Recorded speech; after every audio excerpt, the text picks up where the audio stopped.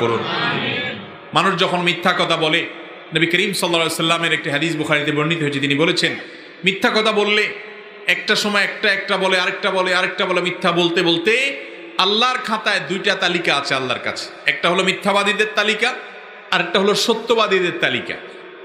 একটা লোক ঘন ঘন কথায় কথায় মিথ্যা বলতে বলতে তার নামটা মিথ্যাবাদীদের তালিকায় চলে যায়, লিস্টে চলে যায়।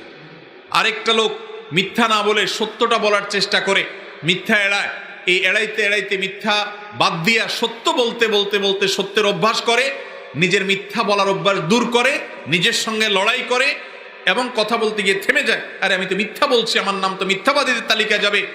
আর মিথ্যাবাদীদের তালিকায় যদি যায়, আল্লাহ বলেছেন আল্লাহ লানাতুল্লাহি আলাল কাযিবিন, মিথ্যুকদের প্রতি আল্লাহর লানত এবং গজব নাজিল হয়, জাহান্নামে যায়। দুনিয়ার সবচেয়ে বড় মিথ্যাবাদী হলো যে কাফের, আল্লাহকে অস্বীকার করে। তার চেয়ে বড় মিথ্যাবাদী আর নাই যে নিজের